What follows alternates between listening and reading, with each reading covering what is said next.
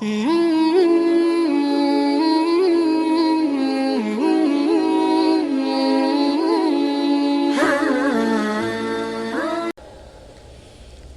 kalau orang itu umurnya 30 tahun, Masehinya dia 30 tahun, Hijriyahnya itu 31 tahun. Per 30 tahun hitungannya itu nambah 1 tahun. Kalau kita umur 60 tahun Masehi, tapi Hijriyahnya 62 tahun. Dari tahun saja Nabi nggak mau disamakan. Artinya Islam umat Nabi punya tahun sendiri, Hijriyah. Kemudian dari bulan sama, nggak mau disamakan. Ada Januari, Februari, Maret, itu bukan Islam. Islam itu ada Zulhijjah, Zulqa'dah, terus itu. Ya, ada Rajab, ada Sya'ban, ada Ramadan. Itu bulan. Dari bulan pun Nabi nggak mau disamakan antara umat dengan yang lain. Kemudian hitungan dari hari. Hari pun Nabi nggak mau disamakan. Ya. Kalau orang umumnya Senin, Selasa, Rabu, Kamis, Jumat, Nabi beda. Dari Yaumul Ahad, bukan Minggu. Yaumul Ahad, Yaumul Itsnain, Yaumul Tsulasa, Yaumul Arbi'a, Yaumul Khamis, Yaumul Jum'ah, Yaumul Sabat. Saya katakan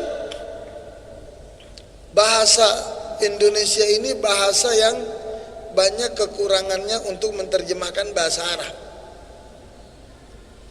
Makanya banyak bahasa Indonesia itu yang mengambil kosakatanya langsung dari bahasa Arab. Ya. Seperti hari saja itu kan mengikuti.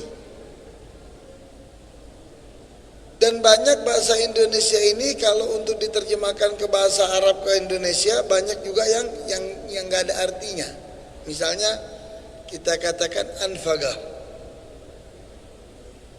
Anfagah itu ini nih, ada bulu yang di bawah bibir, bukan bulu yang kecil-kecil di pinggir bibir, bukan, di bawah bibir nih ada bulu nih.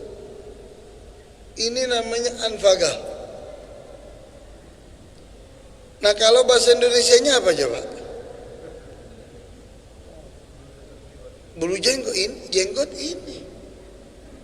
Ini apa bahasa Indonesianya? Ada.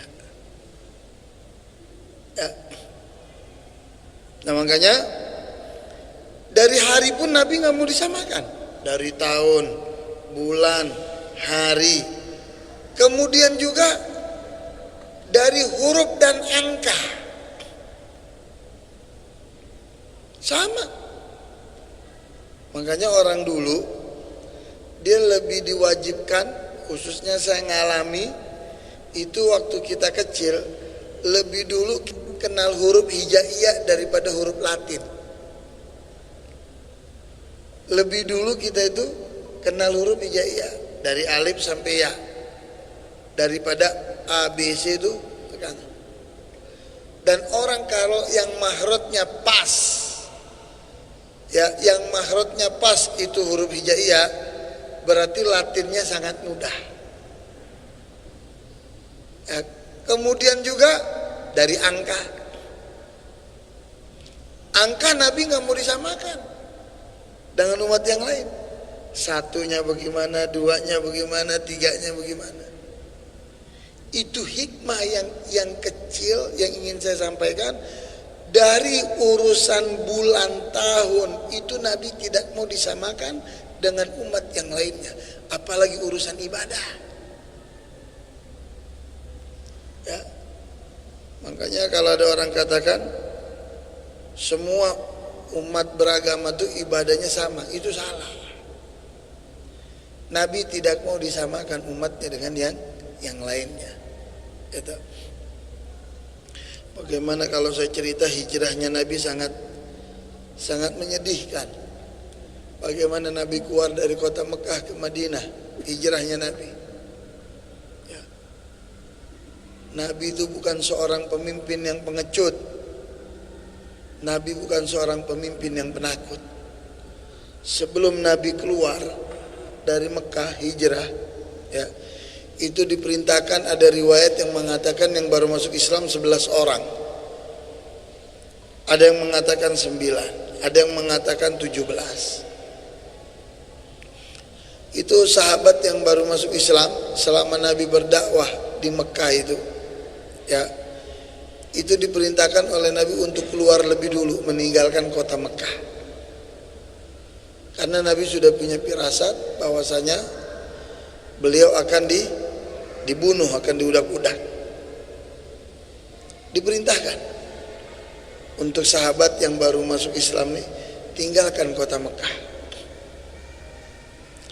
Dengan berat hati Sayyidina Abu Bakar disuruh tinggalkan, beliau bertahan, ya Rasulullah, aku tidak bisa tinggalkan kamu ya Rasulullah, aku nggak bisa tinggalkan kamu, ya.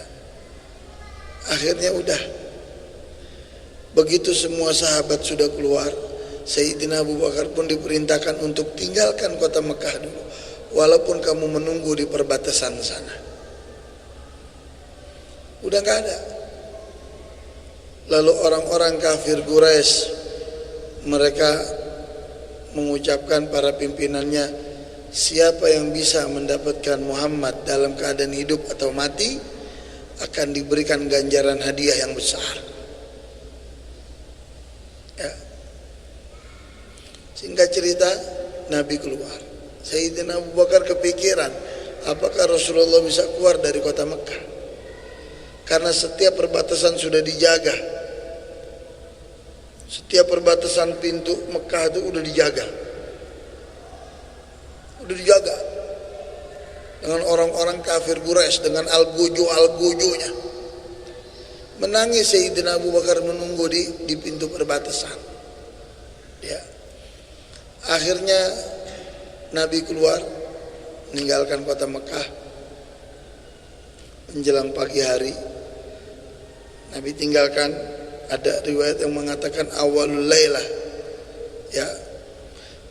Akhirnya begitu Nabi lihat mereka sedang jaga, Nabi ambil itu pasir, lalu dibacakan yang sangat kita tahu, summun bukmun ummin fahum la yubsirun. Itu dilempar pasir itu oleh Nabi, ya, dari jarak yang jauh dilempar. Akhirnya mereka terlelap tidur, para penjaga itu. Para penjaga perbatasan terlelap tidur, Nabi keluar dengan mudah. Nabi keluar dengan mudah, lalu di situ didampingi oleh Sayyidina Abu Bakar. Cerita yang menyedihkan, bagaimana Nabi masuk kota Madinah, ya. Bagaimana Nabi di saat melaksanakan hijrah meneteskan darah, ya, untuk Nabi bisa masuk sebelum ke Madinah. Nabi masuk ke salah satu Taif, ke salah satu Qabilah yang namanya Qabilatul Thaqib. Nabi masuk ke beberapa Qabilah, lalu mereka menolak Nabi, ya. Tapi satu sifat yang dimiliki oleh Nabi, dan sifat ini jarang sekali dimiliki oleh para umatnya, kecuali umat pengikut Nabi yang setia. Apa itu sifat Nabi? Nabi tidak pernah putus asa dan tidak pernah kenal lelah untuk menyebarkan agama Allah. Setiap kali dilakukan oleh Nabi bukan artinya kegagalan di situ, tapi awal daripada keberhasilan. Ya. Itulah bagaimana perjuangan Nabi kita Muhammad SAW. Ya. Setelah Nabi mendapatkan kekuatan yang luar biasa, Nabi balik ke Mekah. Orang-orang kafir Quraisy ketakutan bahwasanya Nabi akan balas dendam. Enggak. Nabi enggak balas dendam. Di situ ada patung-patung di sekitar Ka'bah. Apakah Nabi musuhi orang-orang yang pada saat itu Nabi datang kembali ke Mekah dengan kekuatan yang luar biasa? Orang-orang kafir yang ketakutan, apakah dimusuhi? Nabi enggak. Ya, Nabi datang untuk memberikan keamanan. Islam datang untuk memberikan kedamaian. Makanya kalau orang sekarang menyudutkan Islam, ya itu perlu kita curigai orang tersebut. Apalagi kalau orang itu demen banget menterorisasikan Islam, itu perlu kita curigai orang itu. Apalagi orang kalau demen sekali ya mengatakan Islam itu agama yang kurang toleransinya, itu perlu kita curigakan. Agama yang tinggi toleransinya adalah agama Islam. Dalam Quran itu diajari, ya, Nabi berdampingan hidup dengan orang-orang kafir, Nabi jual beli dengan orang-orang kafir. Toleransi di dalam Islam itu cukup tinggi, luar biasa. Cuman kadang mohon maaf, orang-orang kita suka kelebihan toleransinya, suka kelebihan, sehingga ucapan assalamualaikum dirubah, selamat pagi, selamat siang, selamat sore. Ini apa alasannya? Toleransi. Ya, kita hidup bukan di tengah-tengah ya, orang agama yang menerapkan syariat Islam. Betul, Indonesia bukan menerapkan syariat Islam, tapi kita juga mesti tahu Indonesia ini bukan negara setan. Itu kita mesti tahu. Ya.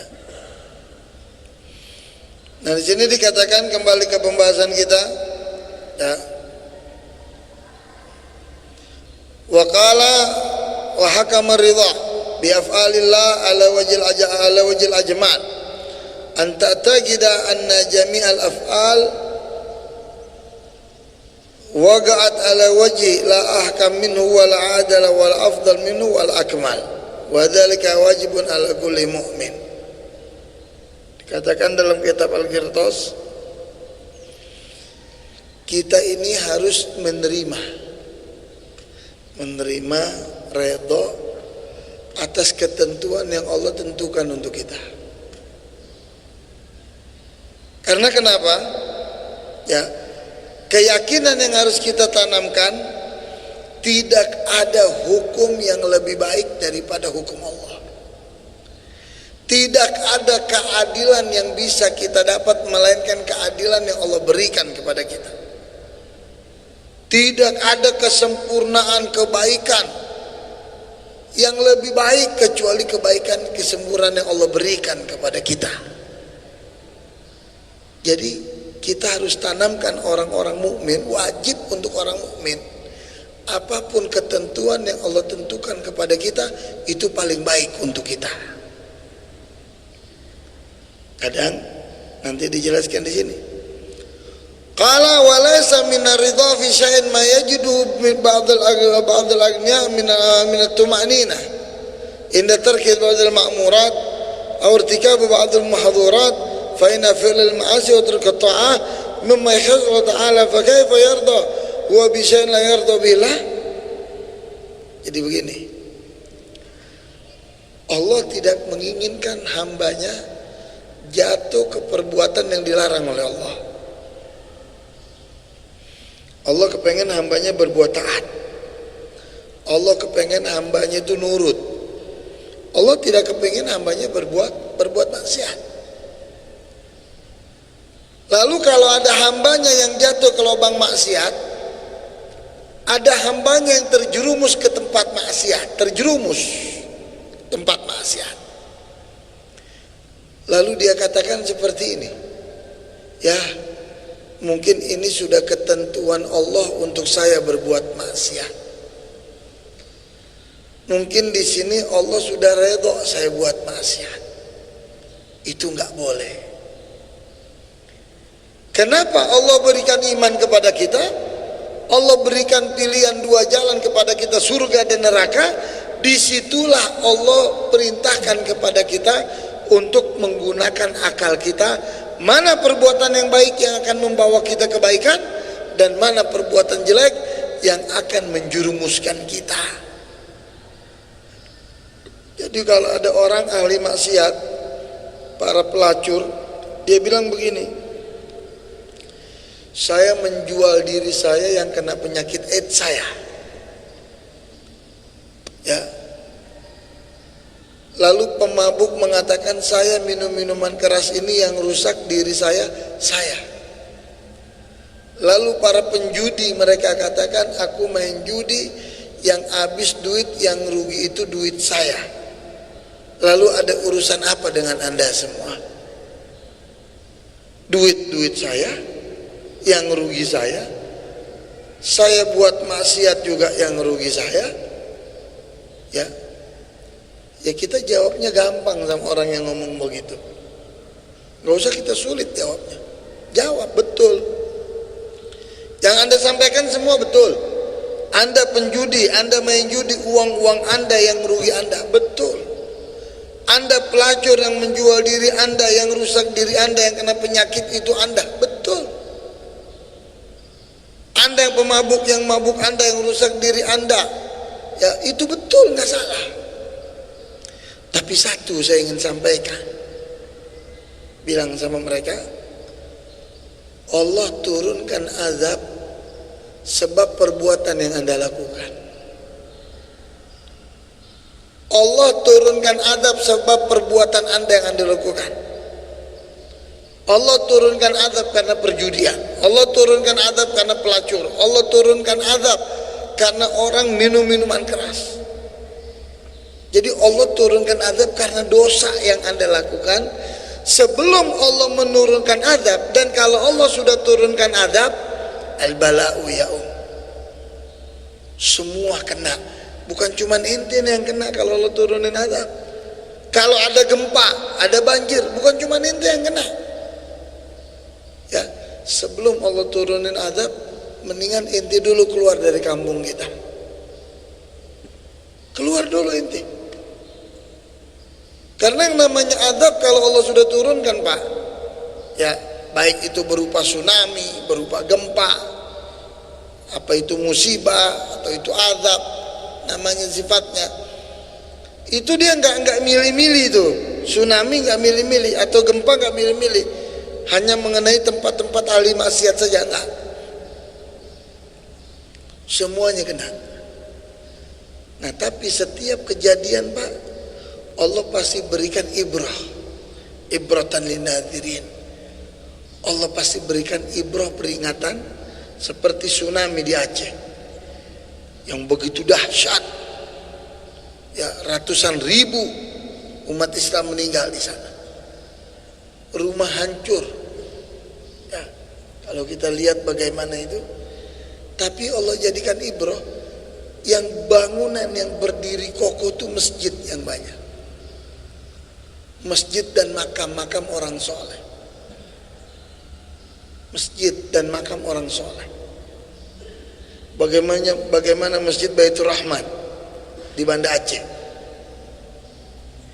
Itu masjidnya sampai sekarang masih kokoh bangunannya. Di sekitar masjid 1 kilo sekitar masjid itu rata dengan tanah. Kok masjid ini nggak kenapa-napa? Bahkan banyak orang pada saat itu saking paniknya waktu air datang, mereka masuk ke dalam masjid. Mereka masuk ke dalam masjid, ya. Dan saksi-saksi yang masih hidup pada saat itu juga banyak yang cerita. Karena saya tahu setelah kejadian tsunami beberapa hari saya ke sana sebab itu, Pak, mereka masuk ke dalam masjid. Bahkan ada juga yang bukan orang Islam, yang punya toko bukan Islam. Saking paniknya dia masuk ke dalam masjid. Begitu masuk ke dalam masjid, dia lihat jendela itu air melebihi dari jendela tingginya, tapi nggak masuk ke dalam. Ini ada apa coba? Selesai tsunami, yang di masjid semua selamat. Di luar masjid hancur semua, mayat itu banyak. Coba kita lihat kenapa Allah selamatkan tuh masjid. Karena Allah sudah, Nabi kita katakan di dalam hadis apa? ahabbul bilad ilallah masajidiha wa abghadul bilad ilallah aswaqiha. Tempat dunia yang paling dicintai oleh Allah, tempat di dunia itu adalah masjid, tempat yang Allah cintai. Di masjid nggak ada virus, di masjid nggak ada penyakit, di masjid nggak ada orang yang bicara tentang maksiat, tentang apa, nggak ada. Orang taunya kalau masuk ke masjid ibadah. Orang taunya kalau sebelum masuk ke masjid cuci tangan, berwudu. Saya pengen sholat, nggak punya wudu, nggak boleh. Wudu dulu, cuci tangan, terus kumur-kumur, istinsyak, istinthar, cuci muka. Begitu sempurna, sudah wudu, sudah bersih, baru masuk ke dalam masjid. Virus di dalam dirinya aja nggak ada. Lalu bagaimana kalau umat Islam dilarang untuk masuk ke masjid? Di mana tempat yang mulia selain daripada masjid? Nah, itulah. Jadi kita harus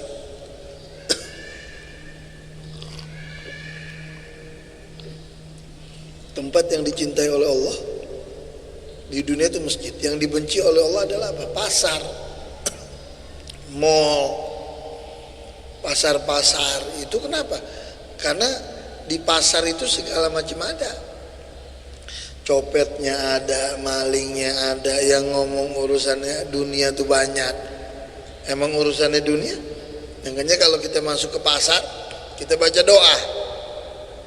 La ilaha illallah wahdahu la syarikalah, lahul mulku wa lahul hamdu yuhyi wa yumiit wa hayyun daimun la yamut biyadil khair wa ala kulli syai'in qadir. Itu kita baca 3 kali atau 7 kali kalau kita masuk ke pasar, ya.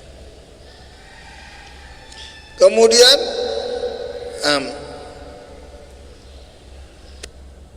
fa kaifa yardahu bi syai'in la yardallahu bihi. Kenapa Anda redho? Misalnya Anda ngerjain maksiat, lalu Anda redho dengan maksiat, ya, Anda redho dengan maksiat, lalu Anda katakan ini Allah mungkin redho dengan maksiat yang saya kerjakan. Itu berarti orang gak waras, ya. Dalam hadis qudsi dikatakan apa?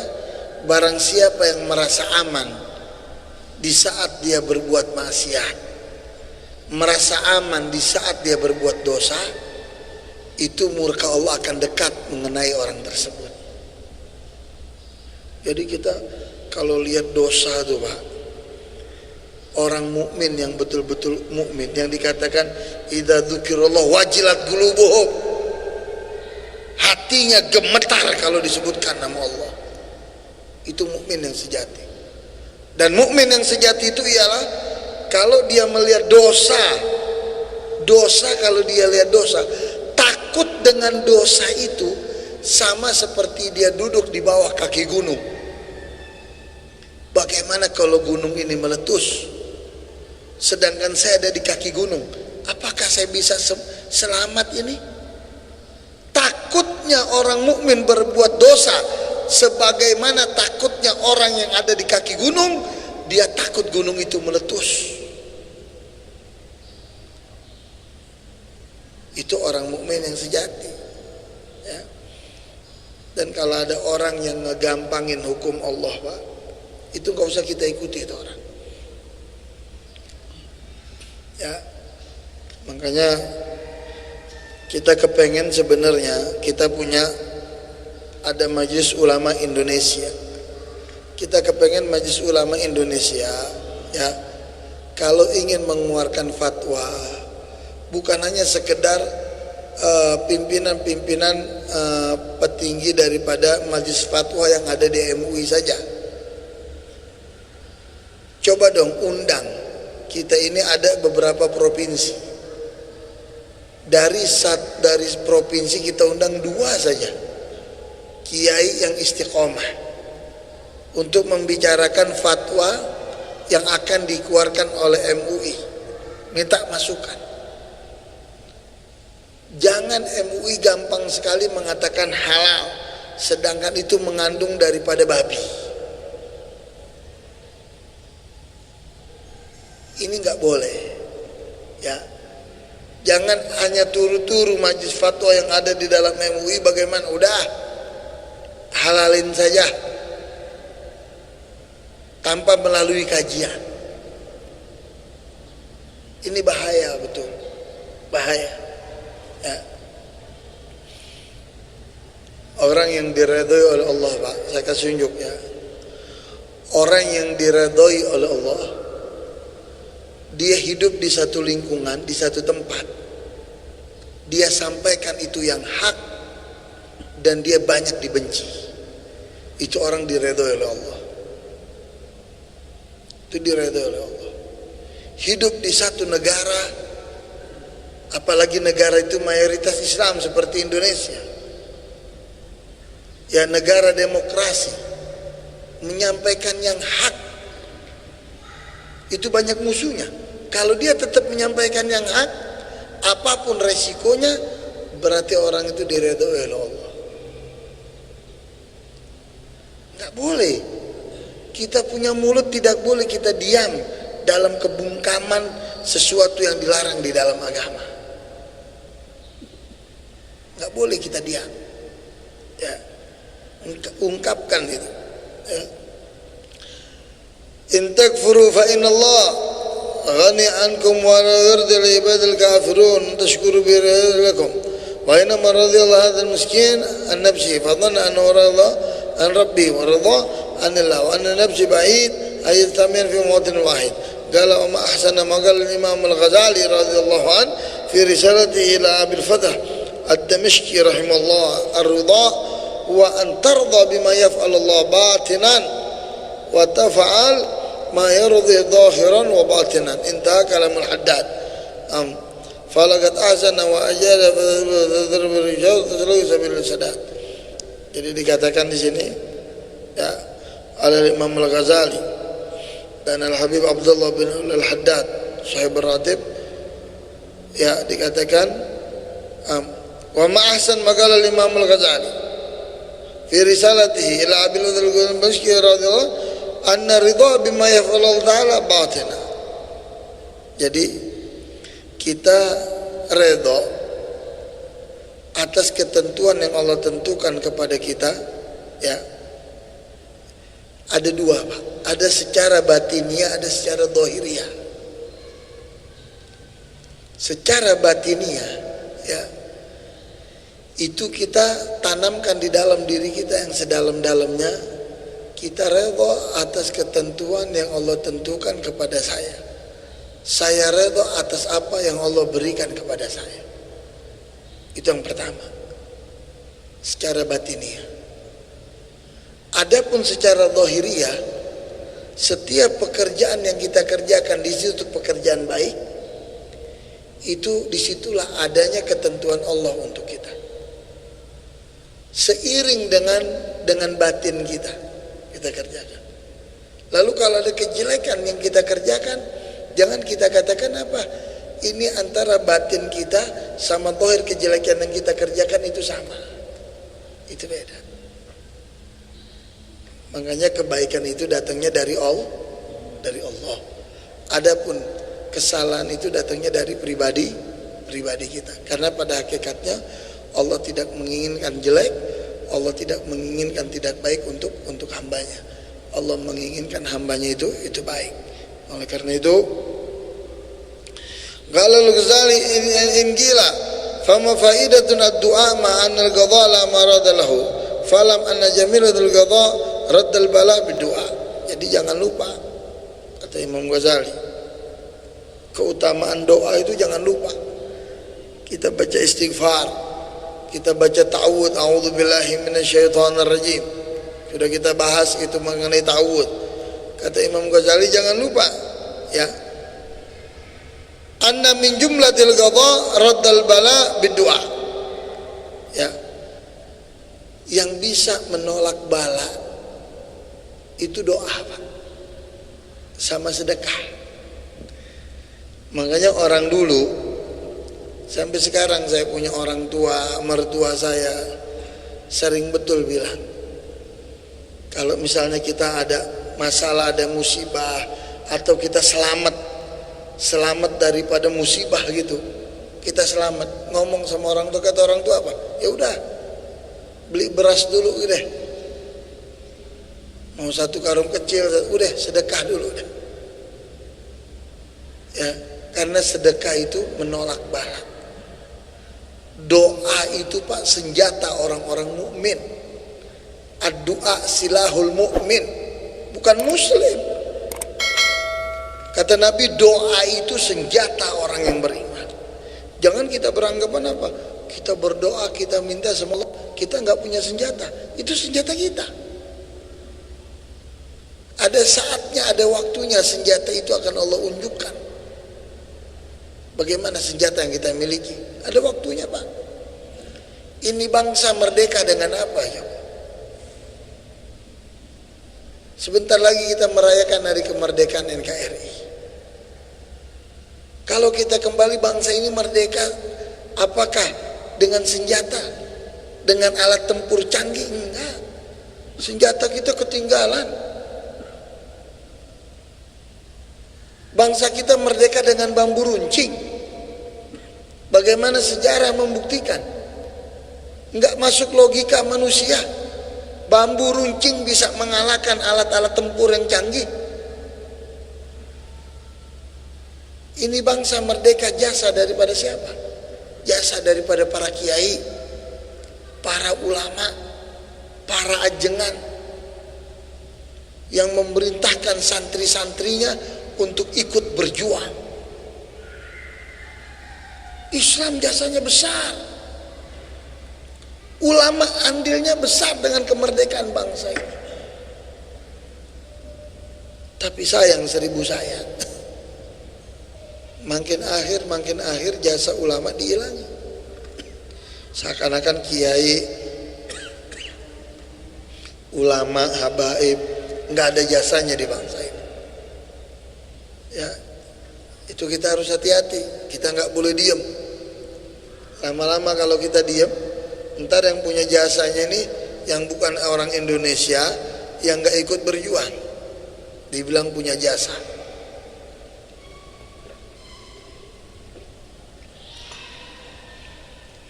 Wa fi hadisin sahih annahu sallallahu alaihi wasallam kana yaqulu fi du'aihi ba'da tasyahhud, ya mughallabil qulub tsabbit qalbi ala dinik, thumma yusallim. Ya, Nabi setiap sholat di tahiyat yang akhir, sebelum salam, selesai fil alamina innaka hamidum majid, selesai, ya, baca doa tasyahud akhir selesai, sebelum salam itu baca, ya mughallabil qulub tsabbit qalbi ala dinik wa ala ta'atik. Assalamualaikum warahmatullahi. Assalamualaikum warahmatullahi. Artinya itu apa? Tambahan.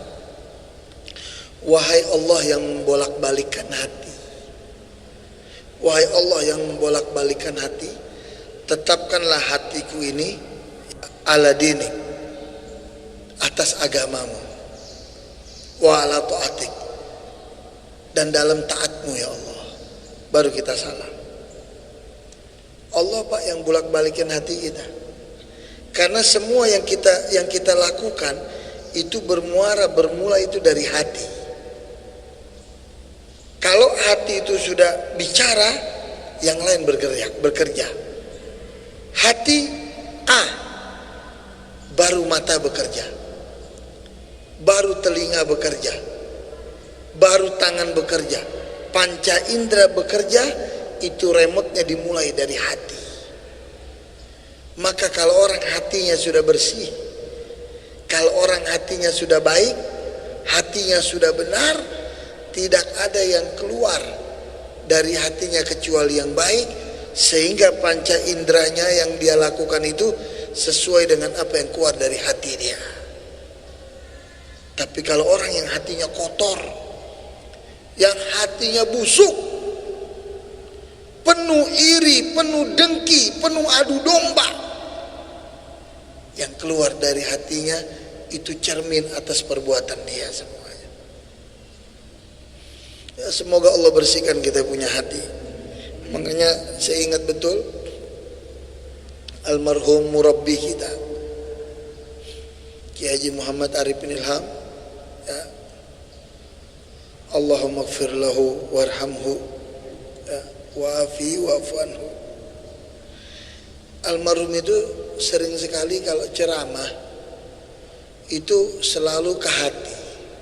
Bersihkan kita punya hati. Zikir agar hati kita bersih. Puji Allah untuk kita punya hati bersih. Kenapa beliau selalu sering banyak pembicaranya hati. Karena semua bermula dari sini, Pak. Kalau sini sudah kotor, nggak ada guna yang lain. Karena dohir kita ini, Pak, penampilan kita itu dohir saja, nggak dinilai di mata Allah. Inti pakai jas, pakai dasi, pakai sorban, pakai imamah, pakai gamis, nggak dinilai sama Allah. Nggak. Penampilan nggak ada artinya. Kalau orang hatinya sudah rusak, batinnya udah rusak, nggak ada arti. Kalau Habib Abdullah bin Al-Haddad saya beratib, beliau bilang apa? As-surah la syai' siwa magsurah. Penampilan gambar seseorang, penampilan seseorang nggak ada artinya. Siwa magsurah kalau hatinya sudah bobrok. Enggak. Agama tidak menilai seseorang dari penampilan, enggak. Anda mau sholat pakai gamis, pakai sorban, mau pakai imamah, mau pakai apa, sunnah Anda dapat, betul. Tapi apakah Allah pasti menerima sholat orang yang dia pakai gamis, pakai sorban, pakai imamah? Belum tentu. Apakah Allah tidak terima orang yang sholatnya pakai celana? Belum tentu. Tapi di situ ada adab untuk kita ibadah, pakai baju yang disunahkan, yang layak, yang pantas, itu kita pakai. Nah, jadi penampilan kita secara zahir nggak ada arti di mata Allah kalau kita punya hati sudah rusak. Makanya murabbi kita selalu menekankan bersihkan kita punya hati dengan doa, dengan beristighfar, dengan sedekah. Ya, luar biasa. Makanya keadaan Indonesia seperti ini saat ini, banyak ulama-ulama yang istiqamah seperti murabbi kita, itu berarti banyak juga kehilangan pendapat-pendapat yang mungkin kalau almarhum itu hidup di zaman sekarang ini, mungkin pemikiran almarhum itu ada. Bagaimana pemikirannya? Dan pemikiran itu bisa juga diberikan masukan kepada pemerintah. Itu sudah beda. Tapi almarhum isyhadu annahu min al-istiqamah. Saya tahu betul almarhum itu orang yang sangat istiqomah, Pak. Lembut, tapi kelembutannya nggak bisa dimanfaatin sama orang. Untuk mempermainkan agama syariat itu nggak bisa. Lembut almarhum, tapi kelembutannya nggak bisa dimanfaatin sama orang, baik itu pejabat, baik itu aparat, baik itu orang kaya. Kelembutannya itu nggak bisa dimanfaatin untuk kepentingan, nggak. Almarhum nggak bisa. Almarhum itu istiqomah, Pak. Sekali waktu saya ngobrol berdua dengan almarhum. Dia bilang, Habib, saya ada yang tawarin saya macam-macam. Ini ditawarin lah. Cuman saya harus ikuti kemauan dia. Itu saya tolak, Habib. Saya nggak mau. Almarhum ini luar biasa. Ya kita doakan. Ya agar anak-anak almarhum ya bisa menerusi perjuangan daripada ayahnya. Dan saya yakin anak-anaknya bisa. Saya yakin anak-anaknya bisa, murid-muridnya bisa. Karena dikatakan apa di dalam ulama kita katakan apa, asirru bagi ma fil aba fil abna. Ya. Rahasia orang itu ada. Dan rahasia itu ditaruh di 3. Kalau orang sudah meninggal, rahasianya ditaruh di 3 tempat. 1, rahasia itu keberkahan ditaruh kepada anaknya, keluarga. Makanya kalau orang cinta dengan almarhum tapi anaknya dimusuhin, itu bukannya cinta namanya. Yang kedua, rahasia itu diberikan, ditaruh kepada murid-muridnya, kepada murid-muridnya. Yang ketiga, rahasia itu ya diberikan kepada karangannya, ada di karangan buku, zikir atau apa. Dan mafil abah fil abna, apa yang ada di dalam pribadi orang tua itu insya Allah akan ada sama anaknya. Makanya kita doain agar anak-anaknya selalu diberikan kekuatan oleh Allah Subhanahu Wa Taala dan bisa mengikuti jejak perjuangan daripada orang tuanya. Mungkin ini kajian daripada kitab Al-Qirtas. Ya, semoga Allah jadikan tahun baru Hijriah untuk kita tahun ini. Allah hijrahkan kita dari perbuatan yang jelek menjadi perbuatan yang baik. Allah hijrahkan bangsa kita daripada COVID-19, daripada virus corona. Ya, hilang semuanya ini ke jalan yang diridhai oleh Allah Subhanahu Wa Taala. Dan kita minta kepada Allah Subhanahu Wa Taala di tahun baru Hijriah ini, Allah tanamkan rasa takut di dalam hati rakyat Indonesia untuk mendolimi orang, untuk merugikan orang, untuk berbuat yang bertentangan dengan agama, yang bertentangan dengan mayoritas daripada kepentingan orang banyak. Dan kita minta kepada Allah Subhanahu Wa Taala agar ulama-ulama kita, para kiai kita, para habaib kita diberikan istiqamah oleh Allah Subhanahu Wa Taala dan keberkahan kepada kita semua. Amin ya rabbal alamin. Qala Rasulullah sallallahu alaihi wasallam, afdalu ma qultu ana wan nabiyyuna min qabli, la ilaha illallah.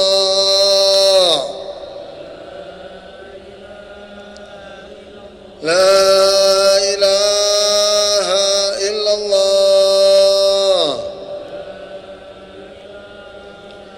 La ilaha illallah.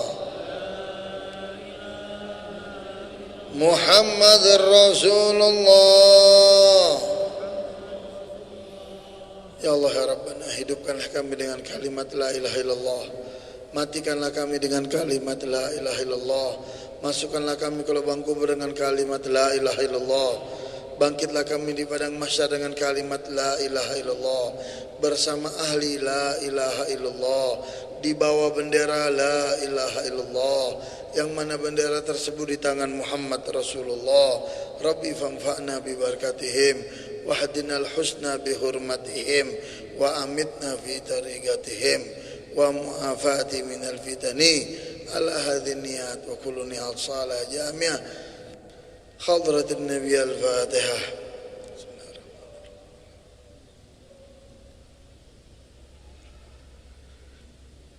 Amin amin amin ya Allah ya Rabbana, da'wam fiya subhanakallahumma wa tahiyatum fiya salam wa akhiru da'wana alhamdulillahi rabbil alamin. Ini kurang lebihnya mohon maaf.